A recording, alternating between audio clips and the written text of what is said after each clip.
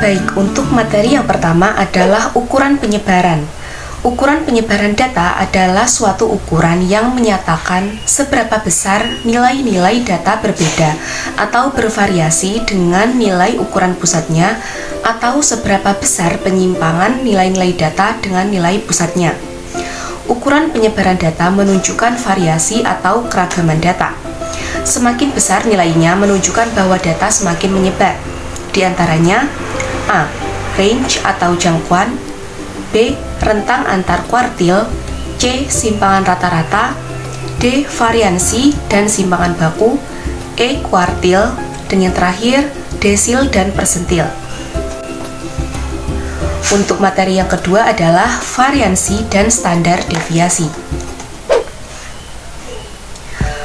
Perhitungan varians dan standar deviasi juga didasarkan pada deviasi setiap data dengan rata-rata hitungnya. Hanya pada perhitungan varians dan standar deviasi, deviasi setiap pengamatan terhadap rata-rata hitungnya dikuadratkan. Varians adalah rata-rata hitung dan deviasi kuadrat setiap pengamatan terhadap rata-rata hitungnya. Sedangkan standar deviasi adalah akar kuadrat dari varians. Baik, untuk materi yang ketiga adalah sampel data tunggal. A. Variansi data tunggal. Variansi adalah kuadrat dari standar deviasi atau simpangan baku. Simbol variansi untuk sampel adalah S kuadrat. Rumus dari sampel data tunggal adalah S kuadrat sama dengan 1/N sigma XI min X bar kuadrat. Untuk contohnya seperti gambar di samping, tentukan variansi data tunggal berikut.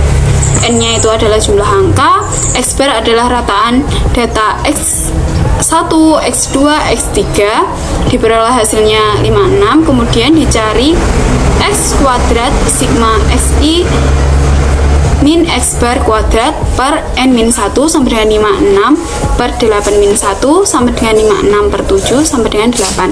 Jadi variansi data sampel tunggal tersebut adalah 8. B. Deviasi data tunggal. Standar deviasi ialah suatu nilai yang menunjukkan tingkat derajat variansi kelompok data atau ukuran standar penyimpangan dari mean-nya. Simbol dari standar deviasi adalah SD standar deviasi atau S. Standar deviasi adalah akar kuadrat dari deviasi.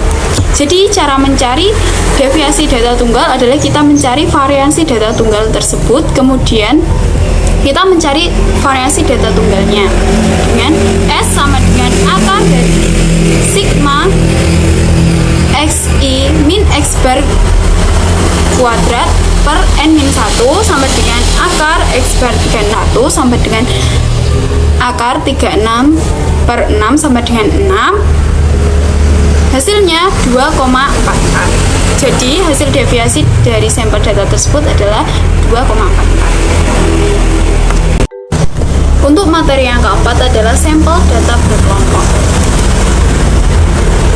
Variansi data berkelompok. Variansi data berkelompok atau S kuadrat dihitung dari pembagian antara jumlah masing-masing kuadrat selisih data XI dikurang dengan rata-rata terhadap jumlah frekuensi.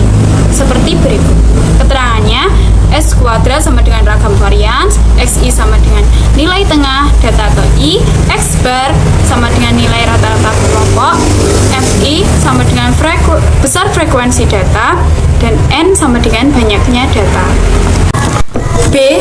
Deviasi data berkelompok. Deviasi data berkelompok bisa dilambangkan dengan S, bisa juga merupakan akar kuadrat dari variasi data berkelompok. Apabila sudah ditemukan variasi data berkelompok, tinggal mencari akar kuadratnya.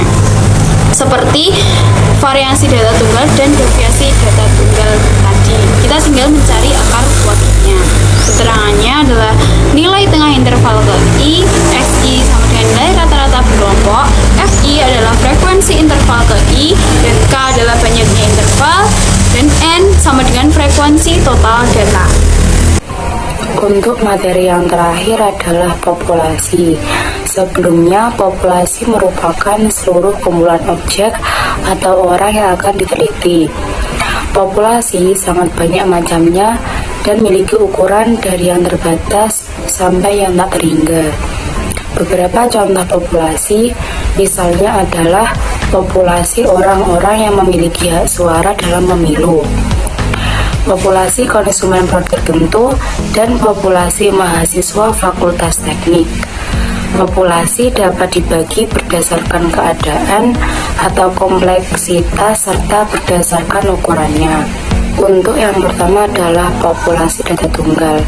Poin pertama merupakan variasi data tunggal. Dengan rumus variasi populasi kuadrat sama dengan sigma E ke I dikurangi mu kuadrat dibagi dengan N, di mana mu merupakan rata-rata hitung populasi dan N merupakan ukuran populasi. Yang kedua merupakan deviasi data tunggal. Dengan rumus deviasi populasi kuadrat sama dengan akar sigma X ke I dikurangi mu kuadrat dibagi dengan N, di mana mu merupakan rata-rata hitung populasi dan N merupakan ukuran populasi. Poin yang kedua adalah populasi data berkelompok, yakni yang pertama variasi data bergolong. Dengan rumus variasi populasi kuadrat sama dengan sigma frekuensi kelas E ke I, nilai tengah kelas E sampai I dikurangi mu kuadrat dibagi dengan sigma frekuensi kelas E ke I.